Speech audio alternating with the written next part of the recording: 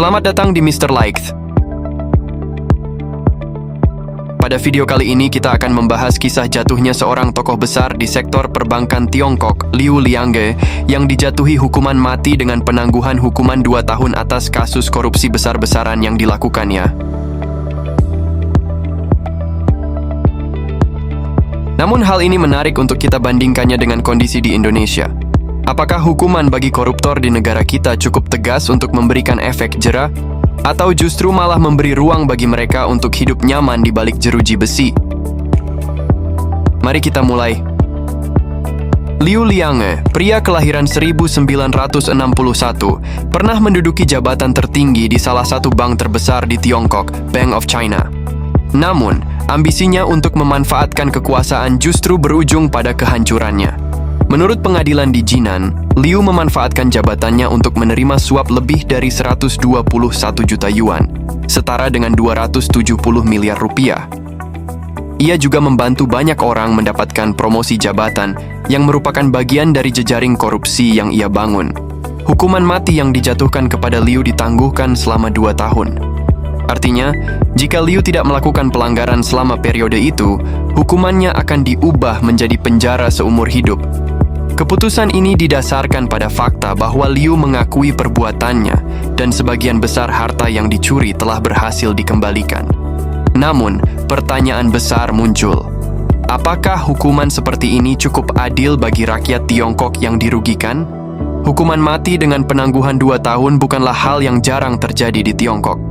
Dalam beberapa bulan terakhir, pemerintah Tiongkok telah meluncurkan operasi besar-besaran untuk menindak korupsi di sektor keuangan yang telah menjerat nama-nama besar seperti Liu Liange dan mantan wakil gubernur Bank Sentral, Fan Yifei. Mari kita bandingkan dengan Indonesia. Di negara kita, korupsi juga menjadi masalah besar yang merugikan negara hingga triliunan rupiah setiap tahun. Di Indonesia, hukuman untuk korupsi sudah diatur dalam undang-undang. Hukuman maksimalnya adalah penjara seumur hidup. Namun, hukuman mati hanya dapat dijatuhkan dalam kasus tertentu, seperti jika korupsi dilakukan dalam keadaan bencana atau yang menyebabkan kerugian negara sangat besar. Sayangnya, banyak kasus korupsi di Indonesia yang justru diwarnai dengan keringanan hukuman. Contohnya adalah kasus korupsi PT Timah yang merugikan negara senilai 300 triliun rupiah, kasus Setia Novanto dan Nazarudin yang mendapatkan remisi meski telah merugikan negara dalam jumlah besar. Mungkin karena negara kita ini yang sangat kaya akan sumber daya alamnya, sehingga kerugian yang dibuat para koruptor di negara kita dianggap masih terlalu sedikit, sehingga hukuman bagi para koruptor di negara ini cukup ringan. Tidak salah jika pendapat masyarakat Indonesia tentang hukuman bagi koruptor, banyak yang menilai bahwa hukuman saat ini belum cukup memberikan efek jera. Karena yang kita ketahui, hukum di Indonesia sangat tajam ke bawah, namun sangat tumpul ke atas. Korupsi bukan sekadar angka atau statistik. Korupsi memiliki wajah rakyat kecil yang menderita karena dana yang seharusnya untuk mereka justru dikorupsi. Bayangkan, uang 270 miliar rupiah yang dikorupsi Liu Liange bisa membangun ratusan sekolah atau memperbaiki ribuan jalan. Di Indonesia, uang yang dikorupsi bisa digunakan untuk membantu rakyat miskin, memberikan pendidikan yang layak, atau meningkatkan fasilitas kesehatan.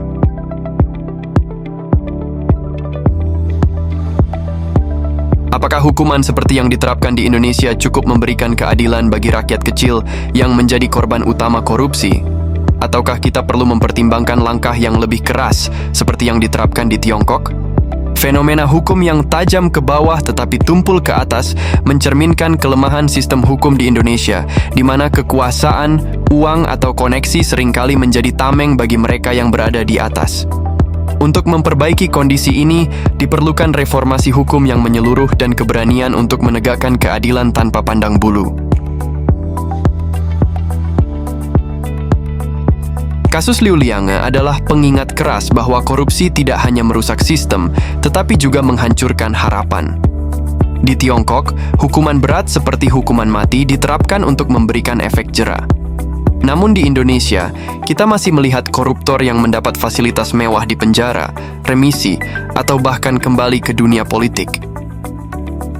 Korupsi bukan hanya kejahatan terhadap negara, tetapi juga pengkhianatan terhadap rakyat. Apakah kita akan terus membiarkan para koruptor hidup nyaman, sementara rakyat yang mereka rugikan terus menderita?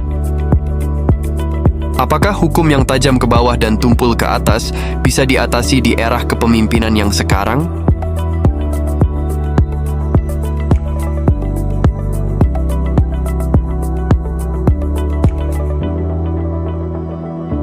Presiden Prabowo memiliki potensi untuk membawa perubahan dalam sistem hukum Indonesia. Namun, harapan ini hanya dapat terwujud jika pemerintahannya menunjukkan keberanian politik, transparansi, dan reformasi sistemik yang nyata. Tanpa langkah nyata, fenomena hukum yang diskriminatif akan tetap menjadi warisan yang sulit diubah.